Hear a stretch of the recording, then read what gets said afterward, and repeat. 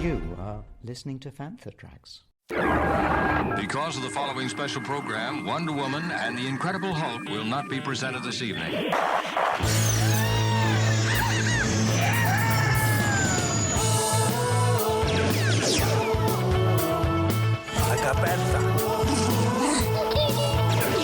It's time to get all your Star Wars news in a single file. That doesn't sound too hard. Boom! This is Making Tracks. This is the way.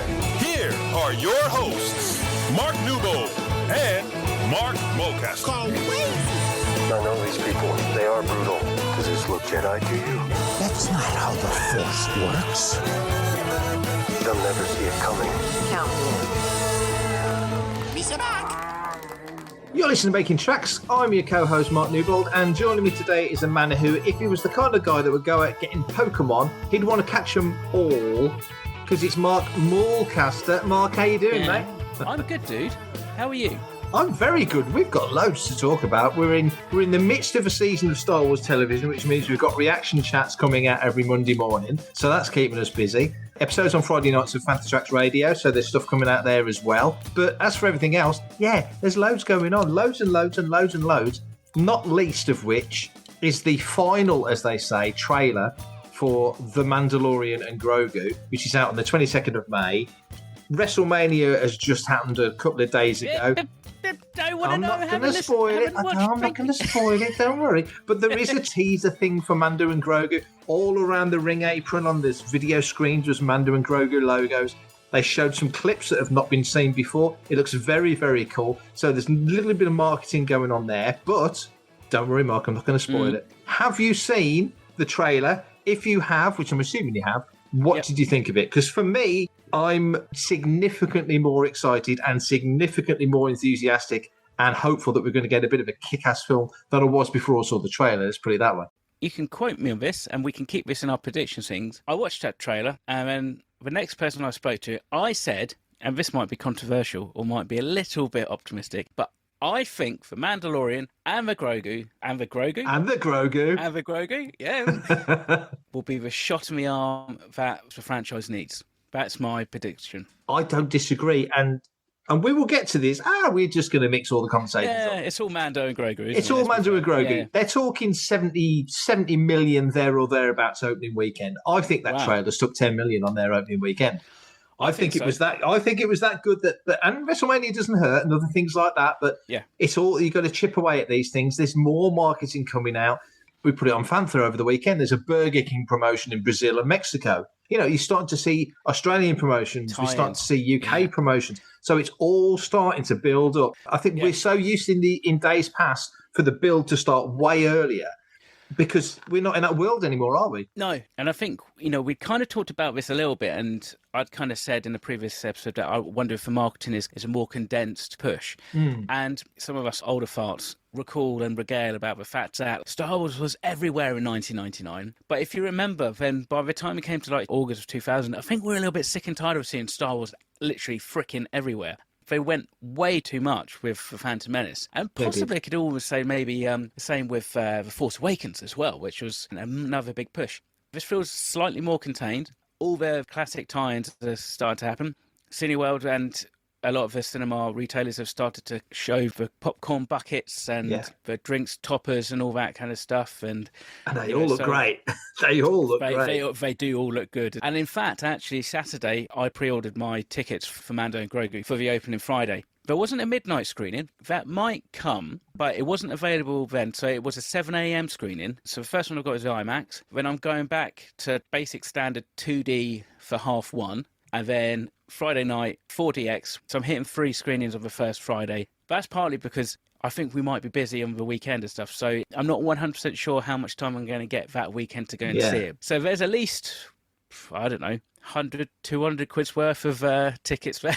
There you go. See, they've made more money than Gina Carano's last film, so you're doing okay there. We've got our tickets booked for the Saturday. I think I'm working on the Friday, so I don't think I can make the Friday. It's just the way it's landed with everything else. But if that changes, we'll be there on the Friday. But very much enthused. I thought the music sounded great Yes. And this isn't giving anything away.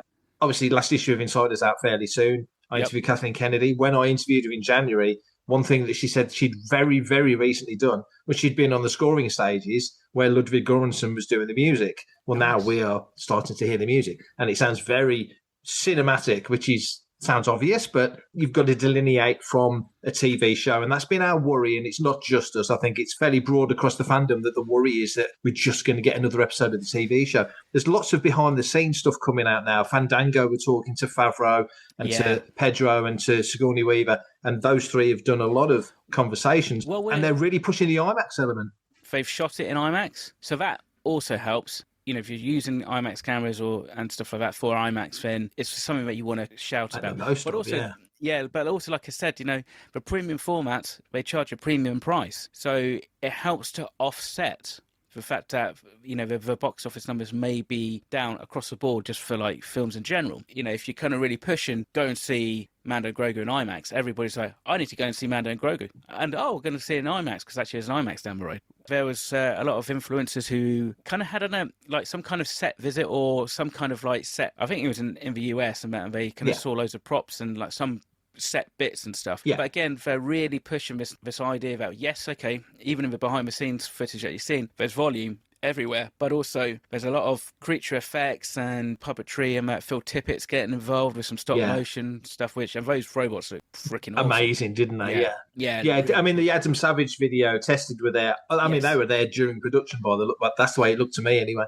And so Favreau takes him for a walk around the huts that they filmed in, the old post-war huts where they did a lot of the engine stuff, which was great because they used that basically as a set in the film. So it was a very smart thing to do, the Adelphi base. But that looked amazing. And as you say, it's Legacy's final project because everything's come to the UK now. It's in the Creature Shop at Pinewood, and it all looks really great. And so you've got all of that content, all of that stuff there. So we're really getting a heavy push up until the trailer, really. The tech is amazing. We're doing things no one's done before. Obviously, our Rough Royal M, we're gearing up to do lots of Mando and Grogu content. And one of the things they've said is, there's lots of stuff that you're going to be talking about to these guys that you might not have any real knowledge of because it's new. So ask as many questions as you can. So we know we're going to get a lot of new information and new technology explained to us, which is fascinating. And it moves forward into future projects. But also now with that trailer, which just looks so good, now all of a sudden, we know we've got Huts, we know we've got the Imperial Remnant, we know we've got crime syndicates.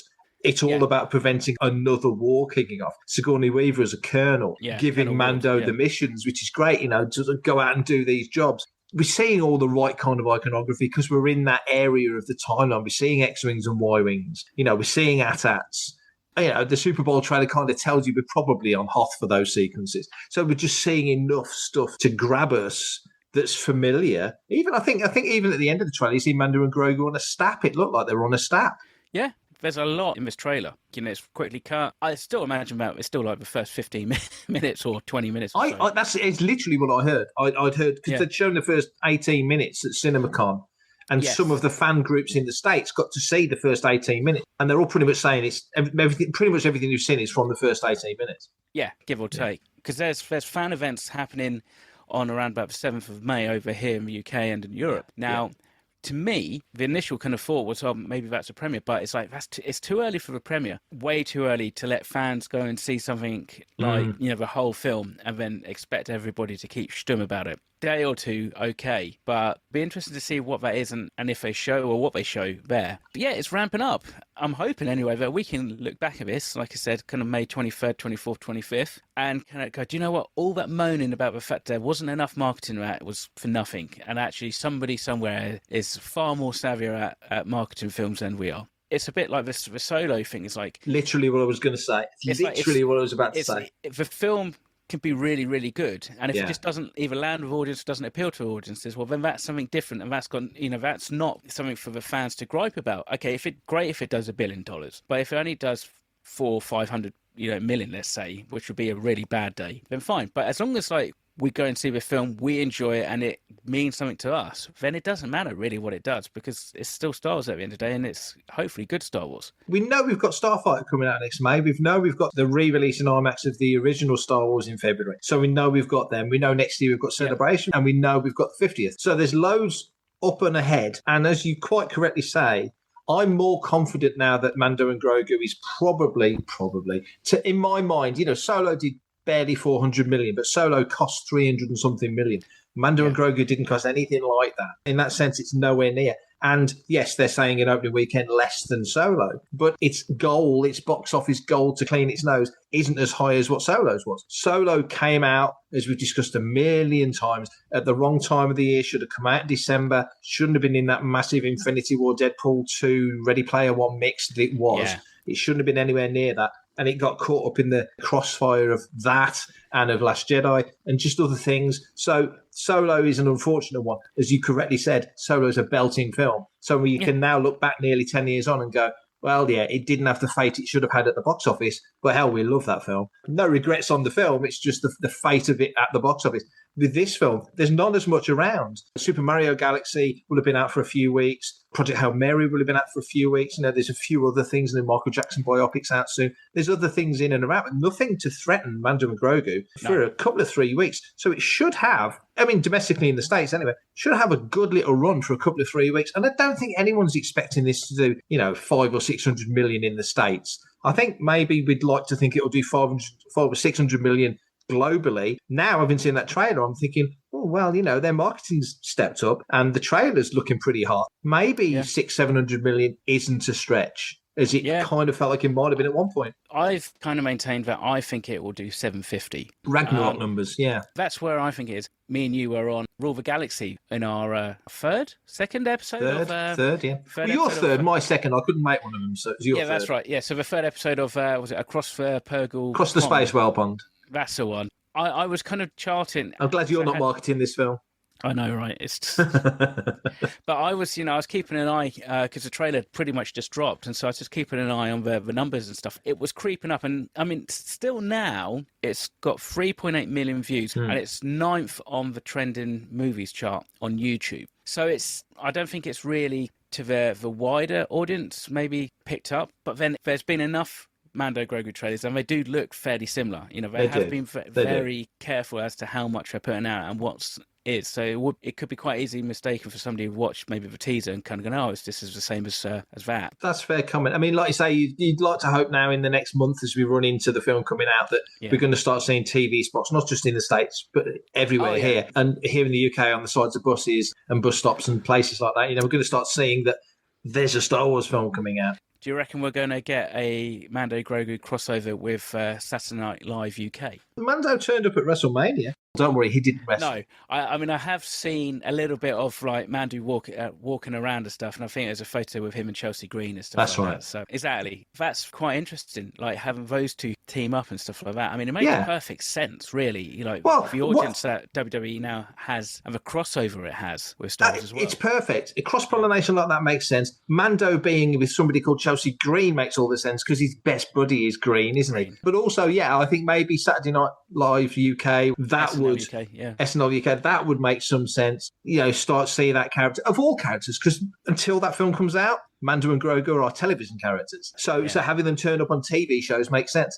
Yeah, you can do that right at this point. Two things I would happily see. Have those characters turn up on as many things as possible. Just stand there in the corner. Graham Norton, and just have the Pedro voiceover saying, this is the way, or, anybody holding Grogu, cutesy moment. And secondly, get Star Wars out in front of people, because I don't think everybody equates Mandalorian and Grogu with Star Wars. Weirdly, I don't think they put the two together. Not everybody does. No, you're right. You are right. We just call it Mando and Grogu, but it technically is Star Wars, The Mandalorian and Grogu.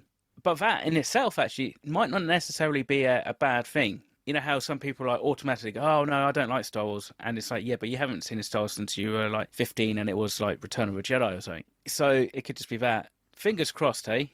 Let's see where this takes us. Hi, this is John Morton from The Empire Strikes Back. I'm Dak Rotha, or Bespin Boba, and you're listening to Fantha Tracks. So we head back to 2025, November, Surrey Star Wars weekend. We've still got some interviews to come from that show, believe it or not. And here we are, heading towards May. A chat between myself and Eileen Roberts. I was very pleased to be able to do so. She was absolutely lovely. She played Mosset Benid in the original Star Wars. So here's me and Eileen talking at Surrey Star Wars weekend back in November 2025. So we are here in Surrey. We're at the Smugglers event. It's Sunday morning. I'm here with Eileen. How has the day been for you so far? Oh, it's absolutely great. It's been quite busy, queues at the door, and very, very good indeed so far. When you think back all those years to when you did this role, and you must be asked this all the time, but to cast forward sort of 50 years, to think that you'd be in a room full of fans who've loved this. Yeah, absolutely. You can't possibly ever have thought how iconic this film would be. You know, you turn up, you do your day's work, you do your week's work, and you carry on. And, well, I'm ashamed to say I thought it was a load of rubbish when I finished, but of course everything's proved me wrong. So when it came out, incredible. You're filming it and you're not seeing the bigger picture, like nobody really saw the bigger picture until it came together. Yeah. And then it's a massive hit. What did you make of it back then when it suddenly went sort of global? Oh, just absolutely. I was part of it and agreed with it entirely.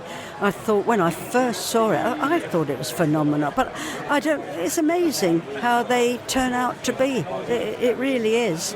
Fantastic. Loved every minute of it being so popular. And look where we are now. Yeah. You know? I believe we made it in 76 and it was released in 77.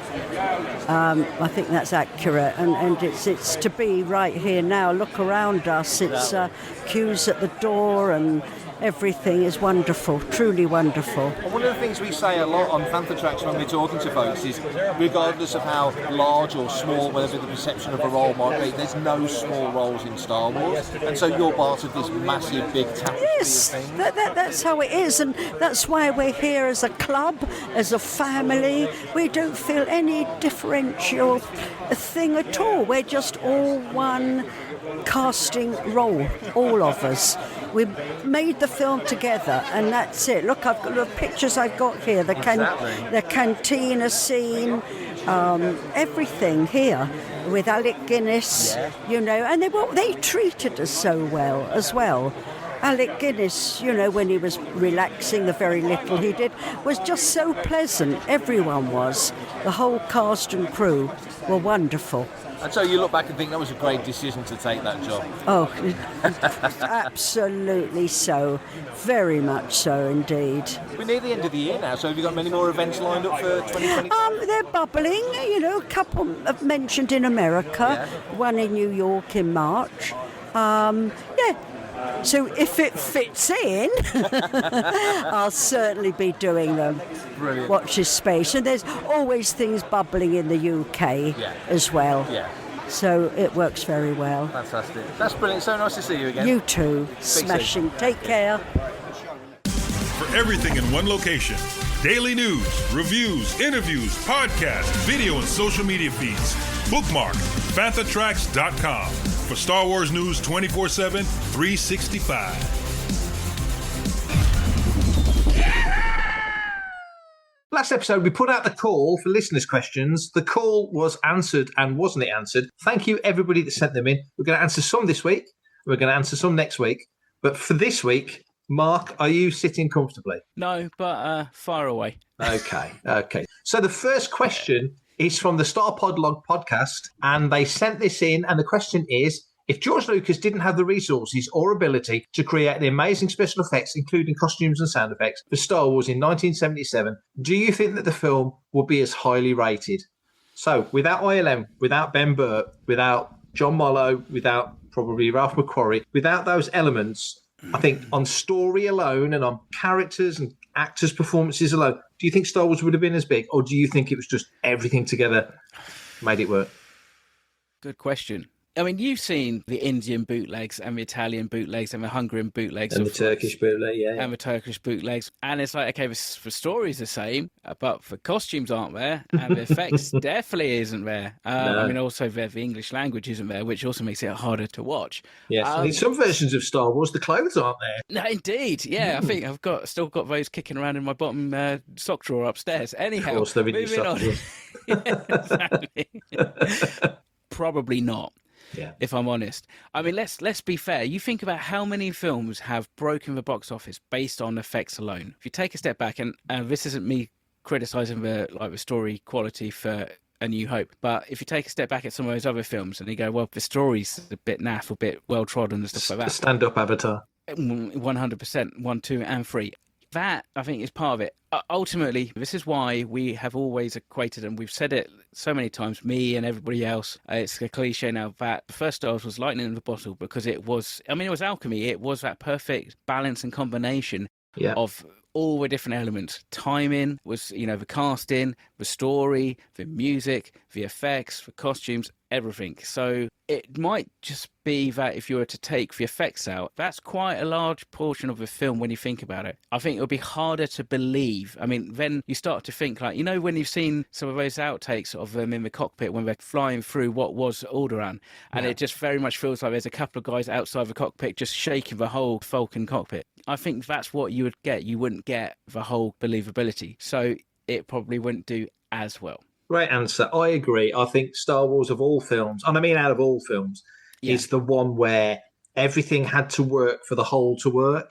If you hadn't got John Williams' music, maybe if another composer had done it, if maybe they'd gone for that mid-70s electronica music, wouldn't be Star Wars. And without Ralph McQuarrie, wouldn't be Star Wars. Those iconic costumes and ILM's work, which obviously is set up the next half century, wouldn't be Star Wars. So whilst I think we would still look back at it fondly, like we look back at a lot of films from the 70s and 80s fondly, I don't think without those elements that Star Podlog bring up, it wouldn't have changed the world. I don't think it would have changed the world in quite the same way.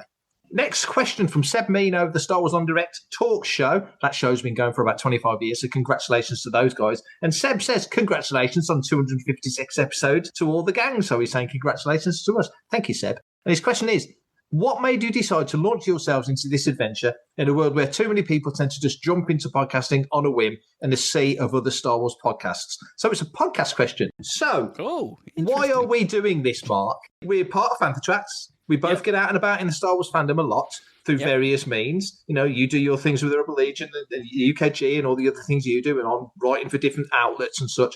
But we come together for Fantha, and specifically you and me come together for making tracks. And believe it or not, we've been doing it for 8 years now, Mark, nearly 8 years making tracks. You've been on it for about 7 years. So why do we do this? And what do you think sets us apart from other podcasts? Besides our winning personalities. Well, obviously. To be honest, I don't know. I'm going to speak for most podcasters. There's probably a slight level of narcissism and we like the sound of our own voices. But every single Star Wars podcast, whichever one you listen to, Explore the Force, Sky Talkers, Rebel Force Radio, Rule the Galaxy, you name it. Rule the Galaxy, exactly. Like, they all have their unique selling point, whatever it is. And I'm not just talking about, the fact that the USP might be that it's a father and son talking about Star Wars and bonding over Star Wars, or the fact that it's a British Star Wars fan site like Fantha Tracks, and we're basically talking about news. It's the personalities and the people behind it gives you your uniqueness. And the one thing that I've grown to love, especially in the last 20 odd years, being much more heavily involved in the fandom, or the fan community at least, is, everybody's got an opinion, which is sometimes disastrous, but actually it makes it interesting, and it's always nice to hear other people's opinions about something that you might think that you know exactly what's going on in Star Wars. And I think both me and you will hold our hands up and say we don't. Anything that we know or talk about for Lucasfilm, there's a big supposition, regardless if we know people who work for the company or not, because most of us don't talk to us about it because they know that we'll talk about it on the podcast. So it doesn't, so actually being in some of these lofty positions doesn't help us one iota. I think it's fun and it's nice to talk about Star Wars. And actually, for me, I grew up as the only Star Wars fan in my year. I was the guy who everybody would come to try and trade their Tazos with. So it's only, like I said, really since early 2000s that I've been, so much more aware of what the inclusion of fandom can mean to your own personal fandom and how positive it makes it. So I kind of feel like in some respects it's given back to the fandom as well. Yeah. But clearly, I do like the sound of my own voice because that was a long answer. That's why we asked the questions, Mark. People probably know I did a site called Lightsaber back in the 90s into the 2000s. 2005, we started podcasting with a show called Setting in Radio, which is sort of based on our fanfic stuff. And we did about 18 episodes in sort of 2005, 2006. Then I started guesting on other shows, which was great fun. So that really gave me a real proper flavour. Because Setting in Radio was just me and my co-host back in the day, Louis, just chit-chatting about Star Wars and a bit about sort of what other stuff was going on pop culture-wise. It wasn't just Star Wars, there was other stuff as well. And then we would get to guest stuff. And then I joined Jedi News and launched Jedi News Network. And so that really lit a fire for me with Radio 1138, which was great fun. And then really straight off the back of that, started making tracks. So it's fun. like you say, I agree with everything you said actually there. I do like talking about Star Wars. I love writing about Star Wars. It's great talking, especially with yourself, because we'll bounce things off each other. You'll say things that get me thinking, and hopefully I say things that get you thinking. And listeners, as a consequence, might come away from an episode with, I never thought of it that way, or Mark's talking out of his arse, whichever one of us happens to be the one that's talking. It is that classic cliche of certain point of views, and it's always nice to hear other people's point of views. And I think, especially in this day and age where everybody's so siloed into their own echo chamber, and Star Wars is no different to just about every other element of like 21st century life these days: politics, religion, wrestling, or whatever. And this is what I do, because I've never heard of this podcast, I'll be fair. So once we finish recording today, I'm going to hop on and download and start listening, because I think it's cool, and especially if they've been around for as long as they have. They must have surpassed episode 256 20 odd years ago. I would say they're quite a way past that. They'll probably stop counting. The smart ones stopped counting, definitely. Next question from Andy Preston. Andy is one of our co-hosts on Collecting Tracks, also part of the Vintage Rebellion, and a top bloke to boot. Question is, what's the weirdest thing that's ever happened to you as a Star Wars fan? That's actually quite easy, because it's a story that I do tell people quite a lot, because I think it's the craziness and the embodiment of how crazy it can be being a Star Wars fan, and also, I guess, a costumer. So it was London Film Comic Con. I couldn't tell you what year it was, but it was a few years ago, because I was asked by other fellow Fantha Tracker, Matt Booker, if I had time to go and help Maureen and Jeremy Bullock get into his Boba Fett costume, because he's got a photo op to do with hundreds of Star Wars fans at LFCC, and he needed a hand because it's quite a complicated costume. Matt knows that I have a Boba Fett costume, so it makes perfect sense for me to go and help. And it was, in fact, quite poignantly the last time I think he wore that costume for a photo shoot, so that was very special. So we get the great man into costume. When Jeremy's in Boba Fett, funnily enough, it happens to me, and also happens to anybody who puts a Stormtrooper helmet on. The moment you put the armour on and you put the helmet on, your posture changes, which is really quite helpful, because the thing is, what we didn't want to do was try and get Jeremy from his green room, from his changing room, all the way over to the photo booth area and get constantly stopped. So we kind of wanted him to be like another Boba Fett cosplayer, and we could just get him moved along. So we leave a change room, and first interruption that happens, Jason Momoa stops us and asks for a photo with Boba Fett. Jason Momoa? Yeah. Really? Yeah. Oh, wow. Yeah. Obviously, me and Matt could take a step back and let the magic happen. So we're carrying on through the top of London Olympia, and literally, and I say this, no word of a lie, like a bat out of hell, we hear a "watch out, watch your backs," and zooming on past really close to us, and we had to move out of the way, was Meatloaf on a little mobility scooter. Literally like a bat out of hell. Yeah. Literally like a bat out of hell. And if we hadn't have moved, I'm pretty sure that Meatloaf would have wiped Boba Fett out. You mean he just took the words right out of your mouth? Exactly. Well, I was left speechless. And I just turned to Matt and said, only at Comic-Con. No, you didn't. You turned around and you said, I'll do anything for love, but I wouldn't do that. Clearly, you are a bigger Meatloaf fan than I ever am.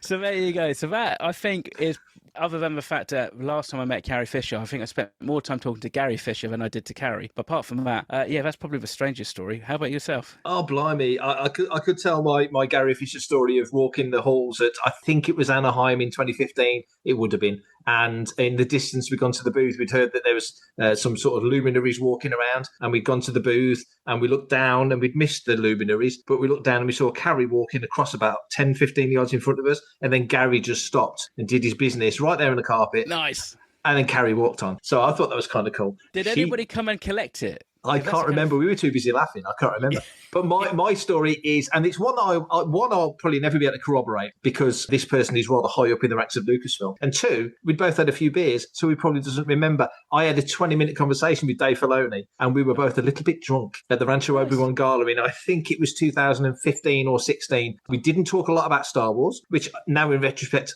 I would love to have been able to talk a bit about Star Wars today, Filoni. I was the only person allowed to interview anybody at that gala, because Anne Newman, who co-runs Rancho with Steve, is a pit bull in the best sense. She's very protective. She wants things to run properly. I was doing something for StarWars.com. She allowed me to speak to a little bit with Pablo, a little bit with Leland, a little bit with Dave. And so I did get a bit of an interview, but this was later. A few Lagunitas in, leaning on the Dom Post crates that were outside. Got all the original molds from the Dom Post masks back in the day, Steve had got. And we just leaned on these crates, just drinking beer. It was free beer. Grabbed a couple of beers, drinking beers, talking about sports. So, yeah, random. To join this question up to the last question that was asked. Okay. Star Wars Celebration in Essen back in 2013. So Rebel Legion and the German base very kindly invited Pablo and Dave to the Rebel Legion social, which was in this beer keller, which we had booked the whole thing out. And I went out and met Dave and Pablo. Basically, it was totally so I could get a quick photo with them before they were swamped. During the evening, I had a chance to talk to Dave, and the only thing we talked about was another podcast. No. Yeah. Funnily enough, that was the year that I helped to induct yourself and James Burns into Rebel Legion's Friends. That's right, yeah. Rebel Legion. But I don't think I'd ever been on 1138. Now, 2013, have we even launched 1138 then? I don't even know if we'd launched. It launched in 2013, so I don't think we'd actually even launched it. You were on it loads. I mean, over time, you were on 1138 a heck of a lot as yourself, because you're a crap actor. So you just came on as yourself. Well, yeah. But, no, I mean, we could really go off into the weeds with all these crazy stories coming in. Let's get off That's your answer, Andy. There's loads of weird things that have happened to us. And I'm sure we'll come back to this question. In fact, send the question in again in a couple of weeks. We'll give you some more stories. Or not. Because there's a very interesting Lady and the Tramp photo with me and Pam Rose from that very social. I don't doubt it. Hello, this is Mark Thompson. I narrate a bunch of the Star Wars audiobooks, and you're listening to Fantha Tracks. Do or do not. There is no try. Final question. It's the most interesting one, I would say. It's from Martin Keeler. Martin, #Cantina Keeler. And...